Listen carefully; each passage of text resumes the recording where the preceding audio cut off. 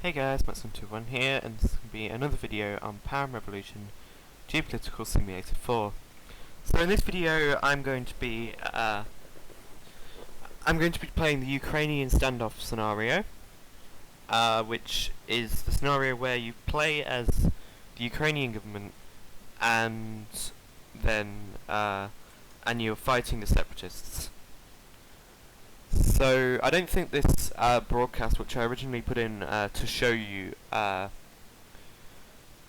this broadcast doesn't work. I thought it did, so I was originally going to let this explain it for you. But that was one of the things I found, and I didn't really want to have to re-record the entire scenario, because this is the first bit. And as I was making the video, I'm putting this together in a new way, actually. So this was it was a different way to play, and a different way to film. So what I did in this one was I compiled the more interesting parts of the video together to try and reduce the watch time and to make it more accessible for everyone. And I also managed to find a way to crop the taskbar out of the video, which was great, because I'm using an editing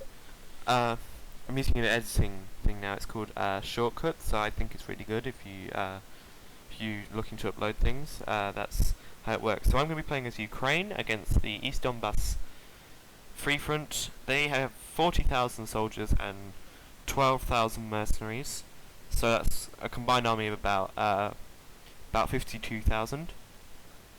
However, the main difficulty, because Ukraine has a much stronger army, it's more the economic situation, which the Donbass don't have to worry about. So there's quite a low economy bar. Got terrible growth. It's nearly minus 10%. Fairly high unemployment. Huge inflation of nearly 50%. Quite a alright deficit and a mountain of debt. So yeah, so we can't really, if popularity falls low, we can't really spend to increase it, which puts us in a bit of a difficult position, and why we can't go for a full-out war with the separatists.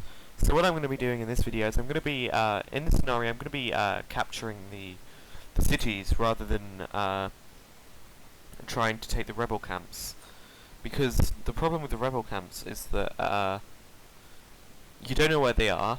They're quite difficult, and it's pretty boring to watch. So I'm going to send to Donetsk, which is one of the main city that the Free Front control, and I'm sending there first. I'm sending 11,000 soldiers, and hopefully we can completely swarm the city. Yep, you see they're appearing from all sides, which is great. I'm just going to try and seize the bank there if we can, but there are a lot of soldiers in here, so we do have to be very careful. I'm just trying to get as many places as I can. Just keep taking these places, and the only things that I could, if I wanted to, I could blow them up, but I don't really want to do that to the bank, because we're in a pretty bad economic situation at the moment. We can't really afford to destroy any. We can't afford to literally burn money, just for the sake of trying to get them.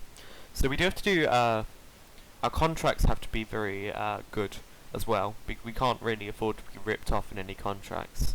Otherwise that could put us into even more of a tough situation. So this contract here, I'm going to try and negotiate, but we can't get it anywhere near purchase prices, so we're going to have to scrap that one.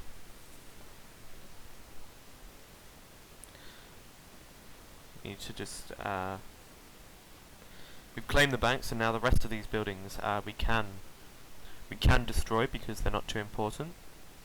We've seized the museum as well. I think the museum has some funds in it, but it's not completely chock full of money like the bank is. Like, that's its one sole purpose, whereas the museum It's more just fancy things about the country's or the city's history, which is obviously important, but not to the same extent that the survival of the economy is, because it could completely fall apart otherwise. And we've got another request from Georgia for a meeting, who we are closely allied with, so that's great. So now we've claimed Donetsk. I'm probably going to go for that city right next to it. I'm terrible with names, so I'm not going to even try to pronounce that. We deal a fair blow of damage to them, to the Free Front, but we need to try and get that city, because that city they could quite easily launch another attack on Donetsk and potentially win it back. So here we are with in that city now. We brought some soldiers from Donetsk. I think we brought 1,000 roughly to try and take it, and I don't think it's enough, quite frankly. I think that's all of them there. That's all the soldiers we have. That door. Yep, the army soldiers telling us to retreat. So we're going to send another 1,000 from Donetsk, because we can't afford to be too cocky. You just need to quickly enter in there.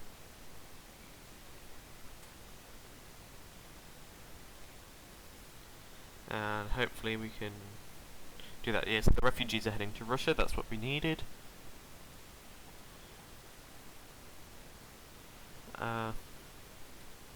Yep, we nearly... again, there looks to be quite a lot of people in the bank, because you can see all these red dots down here are where people are, and there was quite a big red dot in the bank, which is the one place we're trying to preserve. And we can lose a lot of soldiers by not destroying these. So yeah, I think we nearly claimed the bank back, which is great. That's what Georgia. Yep, we need to negotiate a better contract here, because the previous contracts have been the one with Lithuania was pretty poor. So we need to make sure this this one is good. Yeah, that's above both average perfect purchase or sales prices. So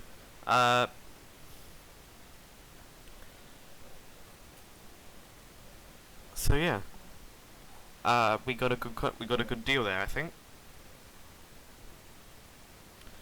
And we're in the other main capital of Luhansk. I did do the bombing of the other buildings, but I didn't think that would be particularly interesting for the video, so decided to leave it out. We've got into Luhansk, and it's the other main part of them. So they've got two main bodies. They've got Donetsk and they've got Luhansk, and we've already captured Donetsk and we've nearly got Luhansk. We sent a lot of soldiers to Luhansk for that reason. So we're just going to try and keep the museum and the bank intact if we can. But if not, we'll just have to destroy the entire city, which would be it would be a shame, but might be necessary. Yep, that wall of a soldier just stopped about 5 there. Stopped 5 soldiers running into him. Minister for Housing has committed a scandal, which isn't not great for our popularity, our fairly limited popularity, mind, because we can't really increase it very much. Just a bit of a shame.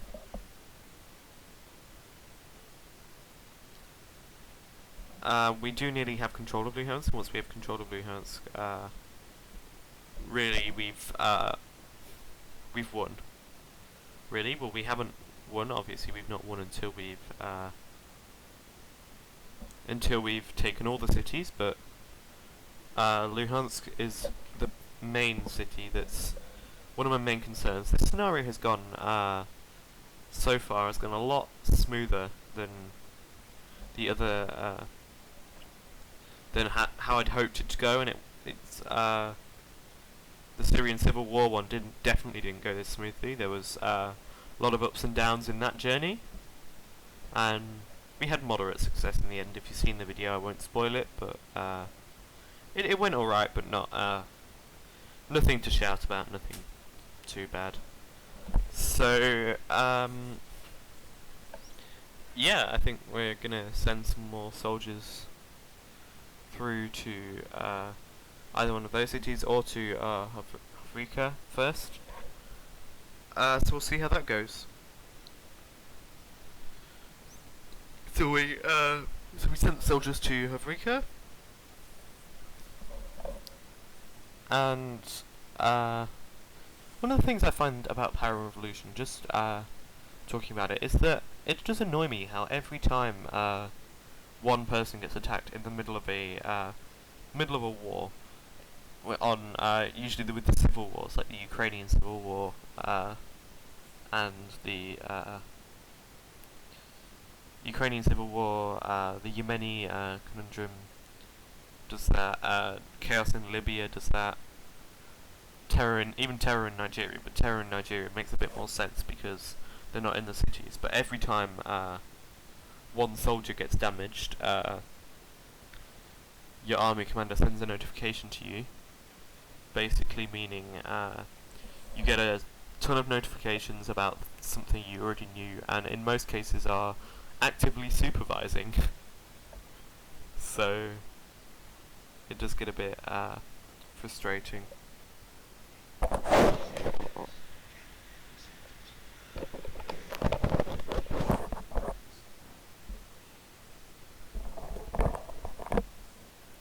So the building's looks to be mostly destroyed now.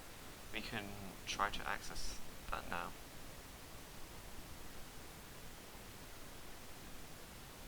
And those soldiers just defeated quite a few. That went well. Now we need to attend Easter, because that's quite important. We need every bit of popularity we can get. So now we're going to this city here. This one's Torres. I think we're going to go there, but so I think it was here where I started doing a bit of things off camera, and so I tried to invade Torres, but there turned out to be a rebel camp round about here, so I lost all the soldiers. So then I sent a few more into this one here, Branka, I think that's pronounced.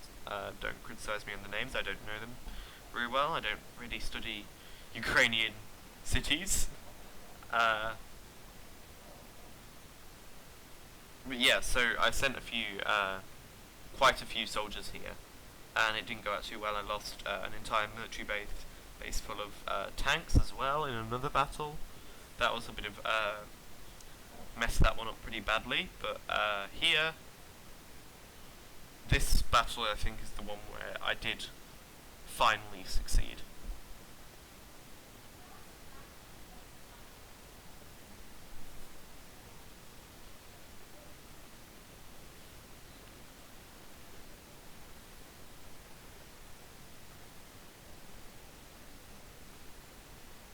Now we just have to conquer the museum, which we've done there. Our soldier did very well in that fighting. I don't think that he's going to do as well though. He's got 1 against 2. Yep, there. That wasn't good, but hopefully we can seize it now. And we've got one final group of soldiers running around. Let's not approach them. And yeah, I think we've taken Branka. We've just got the final city of Torres, and then we have completed the scenario with stunning brilliance. Honestly didn't think we'd do this well. I did send, that's why obviously to Branka you can see the 7,000 soldiers there, which I wouldn't usually have done, but it was frustrating because I lost a base full of soldiers, and all that was to be, I think we came across a camp there. I don't quite know why soldiers over here are fighting soldiers over there, but hey ho. We've done quite a bit of damage to the Free Front's personnel, and they can't recruit nearly as easily as we can, which is great. Although that said, we are in pretty bad situation. So we can't afford to recruit either. So what I just said was completely wrong. Well, it wasn't completely wrong because we legally can get more people, whereas they legally can't. But they're mostly getting Russian financing, I think. When you play as the free front, you can find that out. If you have the game, you can do that now. I think I probably will. If you don't have the game, I will probably release a video where I play as the free front. I don't think that will end particularly well, though. It's the only issue. So we haven't really come across any of the economic issues that I thought we would. We've seen the museum there, which is great. Got the parliament as well, and we just blew up all the soldiers in the police station, which is great. So, we've completed the scenario. I know, obviously, it's still red because the rebel camps are there. But, yeah, so I just wanted to say, but before I end the video, I just wanted to say that this is a new way of recording, okay? So, I'd really, really appreciate some feedback on whether you think it's good. Like, subscribe, comment, tell me what you think, and if that's all I'm going to say, then I'd like to thank you all very much for watching, and I will see you all next time.